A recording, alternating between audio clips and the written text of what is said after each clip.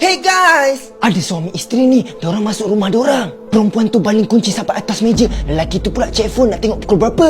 Lepas tu lelaki tu cakap, "You jangan lambat sangat mandi Kan tak sempat pula nak tengok wayang. I mandi cepat je. You tunggu I siap-siap, okey?" Perempuan tu terus pergi dekat bilik air. Lelaki tu pergi dekat PC dia, pakai headphone and apa lagi, main game kegemaran dia lah. Tengah seronok main tu, dia pun saja nak check phone. Tengok-tengok dah lewat dah. Dia cabut headphone dia, tapi dia rasa macam pelik sebab dia still dengar bunyi shower dekat dalam bilik air. Dia terus bangun and terus pergi dekat bilik air and memang dengar macam shower tu still terbuka. Dia pun ketuk pintu and cakap, Lamanya you mandi oi. tapi macam tak ada pun respon dalam bilik air. Dia pun try lah ketuk pintu lagi, tapi still tak ada respon. Lelaki ni pun fikir, selalunya bini dia ni mandi sekejap je. Kalau mandi wajib pun sekejap je, tak adalah lama sangat. Ke dia pengsan dalam bilik air? I masuk Dia pun terus buka pintu and tengok dalam bilik air. Dia nampak betul-betul beruap dalam bilik air tu sebab bini dia pasang air panas daripada tadi. You okey tak tu? Kenapa tak jawab? Dia pun terus pergi dekat bathtub and buka langsir. Tengok-tengok, tak ada siapa pun dalam bathtub.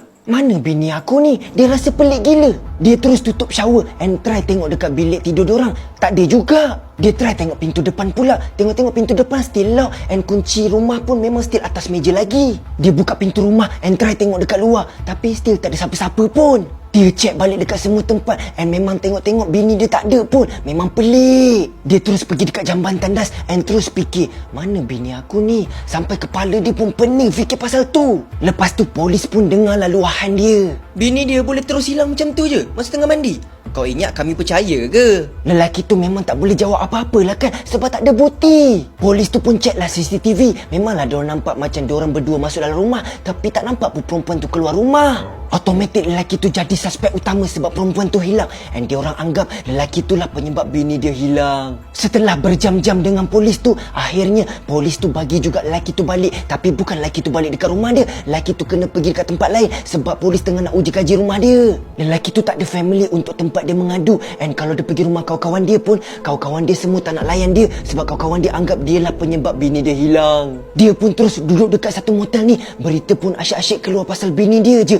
Berbulan-bulan jugalah lelaki tu duduk dekat situ and bukti pasal bini dia hilang pun tak jumpa-jumpa. Lelaki tu terbaring je dekat atas katil and try fikir balik macam mana bini dia boleh hilang semua. Dia try fikir balik apa yang terjadi. Tak ada jumpa satu clue pun macam mana bini dia boleh hilang. Kes isteri dia hilang ni pun dah start dingin and polis pun dah start kaji kes-kes baru and dah tak fokus dah dekat kes ni. Polis pun bagilah lelaki ni balik rumah dia and lelaki ni balik rumah dia and dia buka pintu. Tengok-tengok rumah dia memang berselerak gila. Memang nampak lah polis macam memang cari bahan bukti semua. Lelaki tu pun terus kemas rumah semua lepas balik and setelah berjam-jam barulah